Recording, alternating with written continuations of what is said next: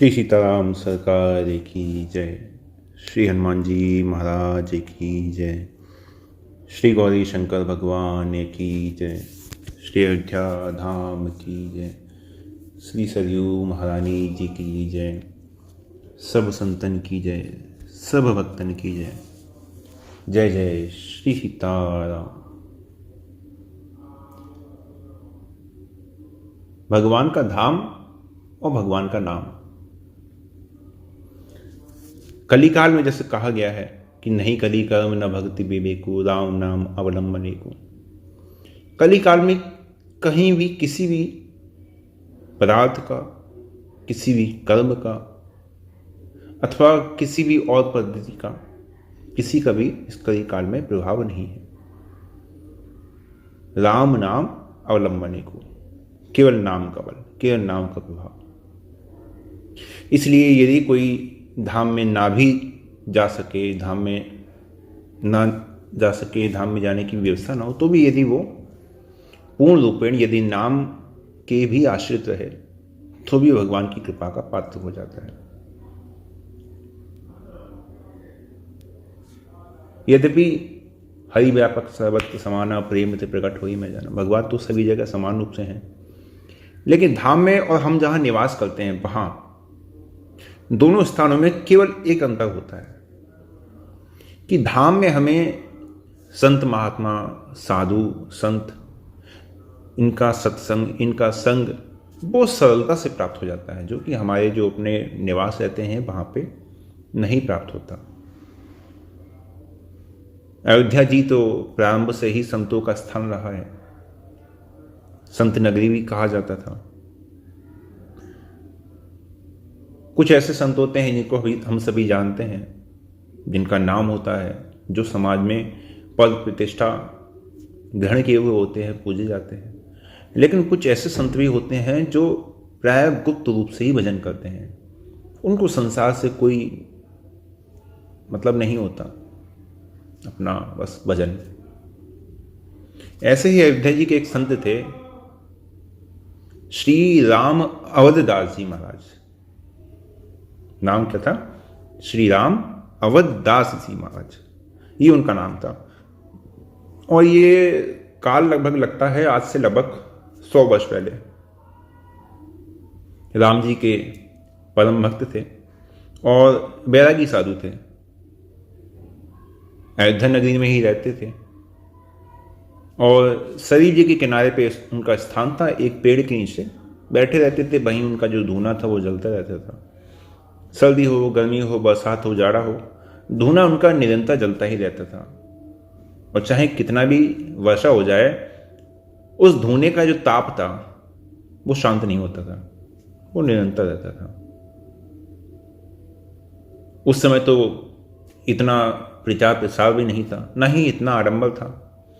तो जो विशुद्ध भक्त होते थे, जो भगवान के चरणों में प्रेम रखने वाले होते थे, वही लोग नित्य निरंतर यदाकदा धाम में आते रहते थे, सरयू जी में स्नान करते रहते थे। महाराज जी का कभी कोई सत्संग तो रहा नहीं, न ही कभी लोगों से कोई ऐसा कि लेन देन, भिक्षा मांगना, कुछ नहीं। जो उनके पास जो प्रसाद रूप से डाल गया, आकाश वृत्ति से जो प्राप्त हो गया, उसको खाकर अपना भजन करते थे। कभी कुछ लोग बैठ भी जाते थे कि महाराज कुछ सत्संग, कुछ बात, तो एक ही बात कहते थे कि देखो बच्चा, दे धरे कर यह पल भाई, भजे राम सब काज भाई। संसार तो भगवान का है, भगवान की इच्छा से ही चल रहा है, भगवान ही चलाने वाले हैं। हमें तो मानव जीवन दिया है, मनुष्य जन्म दिया है, और भगवान ने बड़ी कृपा करके ये जीवा हमें दी है। तो बस इस जीवा से उनका नाम चलता रहे और उनका गुणगान होता रहे, बस यही जीवन है। और इसी जीवा के बल से भगवान कृपा करके अपने आश्रय में रख लेते हैं। जो आता, जो जैसे भी आता, उसको यही उपदेश देते कि देखो बच्चा, यही जीवन है, भगवान का नाम लो। वैष्णव साधु थे, लेकिन किसी भी, जैसे और भी संप्रदाय रहते हैं, किसी से उनका कोई ऐसा मतभेद था नहीं। सभी को राम जी के स्वरूप में मानकर कि सभी राम जी के हैं, है ना। सब में राम जी का ही स्वरूप है, ये मानकर एक बुद्धि रखते थे, किसी से कोई मतभेद नहीं, किसी से कोई विनोद नहीं। और उनका जो मूल मंत्र था वो था सीताराम। प्राय जब भी जिसने भी उनको सुनते हुए देखा, उनको देखा तो उनको सीताराम नाम का जप करते हुए ही देखा था। उनके बारे में ऐसा कहा जाता है कि यदि उनके पास कोई बैठा हो या रात्रि का समय हो, थोड़ा शांत हो, तो उनके आसपास जो रहने वाले जीव जंतु थे, जो सरयू का किनारा था या जो वृक्ष था, उनसे भी सीताराम नाम की ध्वनि आया करती थी। ऐसा उन महात्मा जी का प्रभाव था। उनके जीवन के विषय में तो किसी को कोई विशेष रूप से ज्ञात था नहीं। तो एक बार एक सज्जन थे, सत्संग के लिए बैठे हुए थे, तो उन्होंने कहा कि महाराज आप यहाँ कैसे आए, आपका जीवन कैसा रहा, कुछ अपने बारे में हमको बताइए। तो पहले तो उन्होंने मना किया कि नहीं, इससे क्या लेना देना, जीवन है भगवान के भजन के लिए मिला है, भजन करो। तो बहुत ज़्यादा उन्होंने कहा कि नहीं महाराज, कुछ तो आप बताइए। तो उन्होंने अपने जीवन का जो वृत्तांत उन सज्जन को सुनाया, उसी वृत्तांत के कारण वो थोड़ा प्रकाश में आए। उन्होंने कहा कि देखो, जौनपुर जो लगता है, जौनपुर के पास में हमारा गांव है, हम ब्राह्मण बालक हैं, हम ब्राह्मण हैं, और हमारा कुल का जो नाम था वो था रामलगन। और ये अपने माता पिता के इकलौते पुत्र थे। माता और पिता दोनों ही बड़े साधु सेवी और भक्ति भाव वाले थे, और बचपन से ही उनको सीताराम नाम का कीर्तन सिखाया करते थे। भगवान के चरित्रों की कथा सुनाना, यही उनका जीवन था। एक बार इनके जो पिता थे वो पुरोहिताई का काम करते थे, तो विवाह करवाने के उद्देश्य से गांव के बाहर गए हुए थे। उस समय इनकी आयु लगभग 8 वर्ष की थी। तो माता प्राय उन्हें भगवान के चरित्र को सुनाया ही करती थी। तो माता उस समय उन्हें सुना रही थी सुंदरकांड की कथा, वैसे पढ़ के नहीं, मुंह जवानी की। इस प्रकार से हनुमान जी गए तो सुंदरकांड की कथा चल रही थी। हनुमान जी महाराज ने लंका में प्रवेश किया और लंका दहन होने ही वाला था।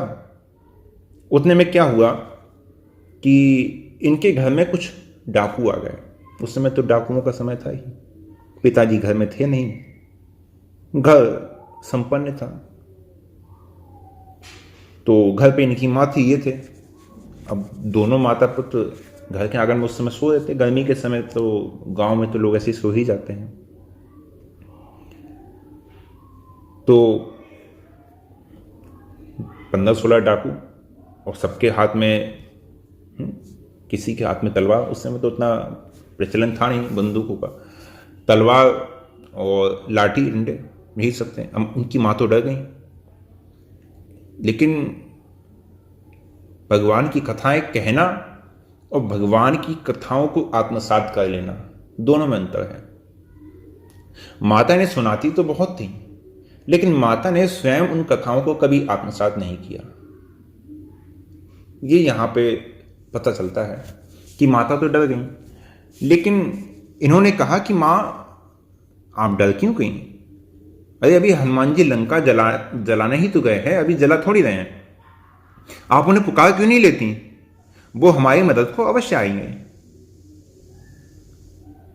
तो ये तो निडर थे, लेकिन माँ तो बहुत घबराई हुई थी। अब उन्हें इस बात का कहाँ विश्वास, अरे कि हनुमान जी हमारी पुकार सुन के हनुमान जी आ जाए हमें बचाने के लिए, इतना विश्वास उन्हें ही नहीं था।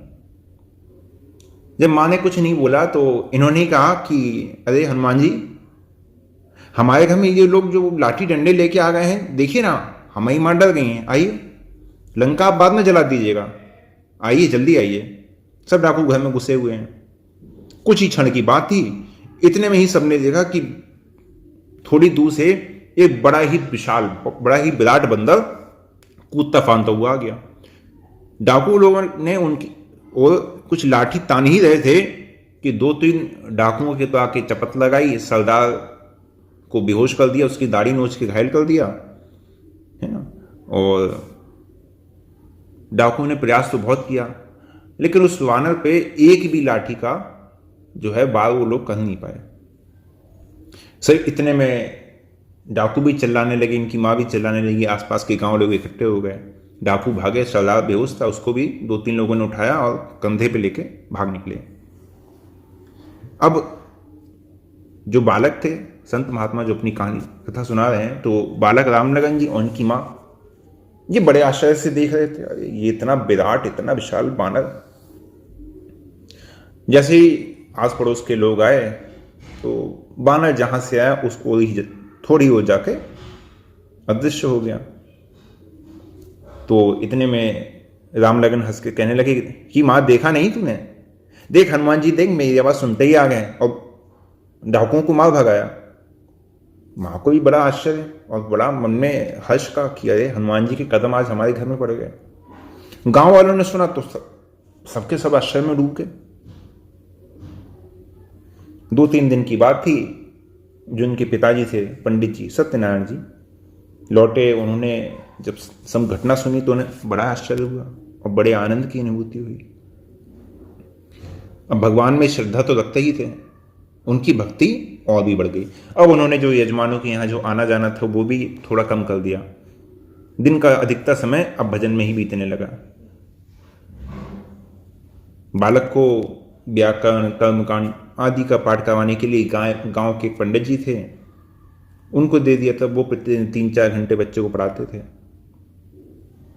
इनकी उम्र जब लगभग 12 वर्ष के आसपास की थी, रामलगन जी की, तो ये घंटों श्री सीताराम जी के ध्यान में बैठे रहते थे, समाधि में। भगवान श्री सीताराम जी के ध्यान में बैठे रहते थे और समाधि ऐसी होती थी कि नेत्रों से अश्रुओं की धारा बहती रहती थी। समाधि जब टूट जाती थी, ध्यान से बाहर आते थे, तो माता पिता से कहते थे कि माँ आज राम जी और जानकी जी लखनलाल जी के साथ बड़े ही सुंदर राज सिंहासन पर विराज रहे थे। ऐसी ऐसी वहां की स्थिति थी, ऐसा सुंदर दृश्य था। बालक को जब इस स्थिति से माता पिता देखते थे तो बड़ा प्रसन्न होते थे। आजकल की तरह थोड़ी, आजकल के माता पिता तो जहां देख ले बच्चा थोड़ा भजनानंदी हो रहा है, ये सब करेगा। पढ़ाई लिखाई नहीं है तुझे, है बाबा बनना है, बाबा बनना है, साधु संत बनना है, चलो पढ़ाई लिखाई करो, खबरदार। आजकल की तो ये स्थिति है ना, खुद की तो दुर्गति होनी ही होनी है, वो तो निश्चित है। और बालक यदि थोड़ा भजनानंदी हो रहा है तो उसको भी होने नहीं देना है। माता पिता बालक नहीं बुलावे, उधर भरे सोई धर्म सिखावे। बस वही धर्म सिखाते हैं जिससे बस पेट भरना चाहिए, जिससे धन आना चाहिए। लेकिन इनके माता पिता ऐसे नहीं थे। जब देखा कि हमारा बच्चा भजनानंदी हो रहा है तो बड़े प्रसन्न थे। और वास्तव में संतान का यदि आप सच्चा हित चाहते हैं तो उसको भगवान के भजन में लगाओ। अब दोनों माता पिता जब इस प्रकार से देखते थे तो बड़ा प्रसन्न होते थे। जैसे सुमित्रा जी ने जब लक्ष्मण जी के मुख से जब राम जी के साथ जाने की बात सुनी तो लक्ष्मण जी से कहती हैं, भूरि भाग भाजन भयऊ मोहि समित बलि जाऊं, जो तुमरे मन छाड़ी चल कीन राम पद ठाऊं। पुत्रवती जुवती जग सोई, रघुपति भगत जास सुत होई, नत दुबांज भली बादि बियानी, राम विमुख सुत ते हित जानी। सकल सुकृत कर फल बड़ फल एहू, राम सिय पद सहज सनेहू। तो असल में वास्तव में वही माता पिता धन्य हैं जिनका पुत्र भगवान का भक्त हो और जो अपनी संतान को भगवान की सेवा में समर्पित कर सके। आजकल के माता पिता अपने बच्चे को नरक की यात्रा करने का बिल्कुल टिकट अपने हाथ से ही काट के दे देते हैं कि बेटा ये तेरा टिकट है नरक की यात्रा का, जाना तो तुझे भी हमारे पीछे वही है। लेकिन इनके माता पिता ऐसे नहीं थे। वो उसे भगवान के परम धाम का अधिकारी बनाना चाहते थे और इसी को अपना कर्तव्य समझते थे। इसलिए पुत्र की जो भक्ति थी उसी की भक्ति में उन्होंने सुख माना और निश्चय किया कि हम लोग गांव छोड़ के अयोध्या चले जाएंगे। अब गांव वालों ने कहने लगे, अरे इसका विवाह तो करवा दो। तो कहते थे कि ये हमारा पुत्र थोड़ी है, ये तो राम जी का है। अब विवाह करना ना करना ये तो राम जी के अधिकार में है, हम क्या जाने, उनको करवाना हो करवा देंगे। अब लोगों की तो मुखी बातें होती हैं, कुछ लोग चिढ़ जाते थे, कुछ प्रसन्न हो जाते थे, कुछ लोग समझते थे मूर्ख हैं, इनको क्या समझाया जाए। जाकी रही भावना जैसी, जिसकी जैसी भावना। जैसे जैसे उम्र बढ़ने लगी, राम लगन जी का जो प्रेम था श्री सीता राम जी के चरणों में, वो भी बढ़ने लगा। कुछ समय बीता, अयोध्या जी आ गए। अयोध्या जी में सोचा अब यहीं रह के जीवन व्यतीत किया जाए, इससे हम लोगों की भक्ति में भी वृद्धि होगी और हमारा जीवन भी सुधरेगा, साधु संतों का संग मिलेगा। ऐसा निश्चय हुआ तो घर का सारा सामान बेच दिया। जो खेत था, खेत को किसी को जुताई पे दे दिया कि भाई साल का जो भी है उसमें थोड़ा सा हमारे जीवन यापन के लिए आप दे दीजिएगा। इस प्रकार से करके अयोध्या जी में वास कर लिया। लगभग 15.5 वर्ष की उस समय श्री राम लगन जी की आयु थी। अब तीनों लोग भगवान का भजन करने लगे। लगभग 4 वर्ष के बाद माता पिता का भी देहांत हो गया, शरीर छूट गया। इसके पश्चात श्री राम लगन जी ने अयोध्या के ही एक जो संत थे उनसे दीक्षा ली, और उनसे दीक्षा लेने के बाद जो आपका नाम था वो स्वामी श्री अवध राम दासी हो गया। संग्रह कुछ रखते नहीं थे, निर्वाह श्री सीताराम जी के कि भाई आकाश वृत्ति से रहना है, जो राम जी दे देंगे सो पाना है। इसलिए ना ही कहीं कुटिया बनवाई, ना कोई चेला बनाया, ना ही किसी आडंबर में रहे। दिन रात भजन करना, कीर्तन करना, भगवान का ध्यान करना। कहते हैं कि नए जीवन में अनेक बार श्री हनुमान जी महाराज का प्रत्यक्ष दर्शन हुआ, और श्री रामचंद्र जी ने भी माता जानकी जी के साथ इनके जीवन में इन्हें कहते हैं कि 7 बार प्रत्यक्ष दर्शन दिया। और अंत में श्री रामचंद्र जी उस समय प्रकट थे। जब इनका अंतिम समय आया तो संत जन कहते हैं कि राम जी उस समय प्रकट थे और राम जी की गोद में सर रखकर ही इन्होंने अपने शरीर का त्याग किया। ऐसे थे श्री स्वामी राम अवध दास जी महाराज। तो मूल में देखिए, धाम में तो वास करना कोई बड़ी बात नहीं है। धाम में वास करके भी यदि कोई भजन नहीं करता है तो जो धाम से बाहर है भजन कर रहा है वो ज़्यादा श्रेष्ठ है। लेकिन धाम में रहकर जो संत महात्माओं को जो आशीर्वाद मिलता है, संत महात्माओं की दृष्टि में जो पड़ता है, उसका प्रभाव अलग होता है। मूल में कहा जाए कि धाम में तो कोई प्रभाव नहीं रहा, लेकिन धाम में जो संत महात्मा हैं उनके भजन का जो प्रभाव है वो धाम में है। वो ही उस धाम को धाम के योग्य बनाता है। और आज के लिए यहीं विश्राम देते हैं।